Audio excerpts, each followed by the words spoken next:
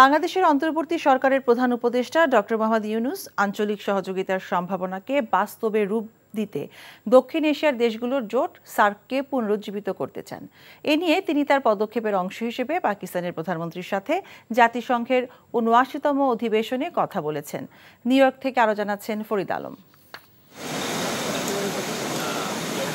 প্রধান উপদেষ্টা ডক্টর মোহাম্মদ ইউনূস অধিবেশনের দ্বিতীয় দিনেও বিভিন্ন দেশের রাষ্ট্র ও সরকার প্রধানদের সাথে বৈঠক করেছেন আন্তর্জাতিক মানবাধিকার সংস্থা এবং বিশ্বব্যাংকের প্রেসিডেন্ট সহ আরও অনেকের সাথে।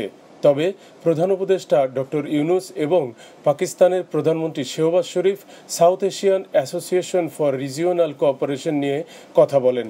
সংক্ষেপে এটি সার্ক নামে পরিচিত। এ বিষয়ে জানতে চাইলে পররাষ্ট্র উপদেষ্টা মোহাম্মদ তৌহিদ হোসেন এনটিভিকে বলেন, আপাতত সার্কের কার্যক্রম শুরু করাটাই তাদের মূল উদ্দেশ্য। সার্ক তো চাচ্ছেন যে সার্ক পুনরুজ্জীবিত হোক, কিন্তু আমরা জানি যে সার্কের যে চার্টার, সেই চার্টার অনুযায়ী সবাই একমত হতে হবে। তাহলে আমরা চেষ্টা করছি সবাইকে একমত করা যায়। সার্কের যে নর্মাল প্রসেস ছিল সেটা চালু হোক, যেটা তো দীর্ঘদিন বন্ধ হয়ে গেছে। আমরা আপাতত এটুকুই লক্ষ্য রাখি। অধিবেশনের দ্বিতীয় দিনে প্রধান উপদেষ্টার কর্মসূচি নিয়ে কথা বলতে গিয়ে আহত প্রেস ব্রিফিংয়ে প্রেস সচিব বলেন, চায়নার সাথে সম্পর্কের ৫০ বছর পূর্তির দিনটি অন্তর্বর্তী সরকার জাঁকজমকভাবে পালন করতে চায়।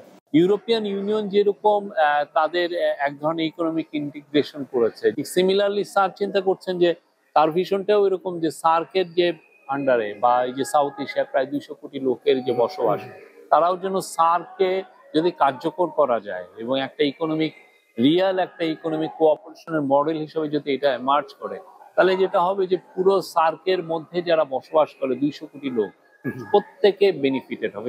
এদিকে প্রধান উপদেষ্টা ডক্টর মোহাম্মদ ইউনূস বুধবার সন্ধ্যায় স্বাগতিক দেশের প্রেসিডেন্ট দম্পতি জো বাইডেন ও জিল বাইডেনের দেয়া নৈশভোজে যোগ দেন।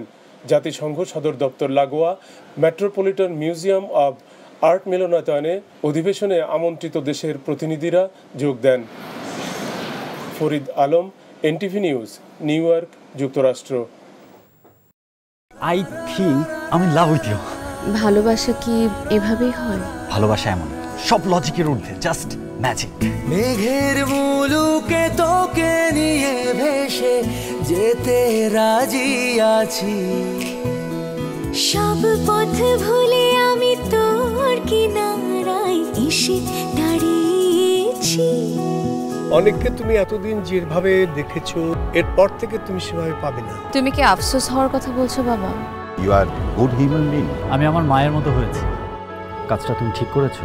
আমার মনে হয় তোমার বাবা তোমাকে অনেক ভালোবাসে। মানে আব্বুর বাড়ি গাড়ি টাকা পয়সা এই সবকিছু খুব দরকার তোমার।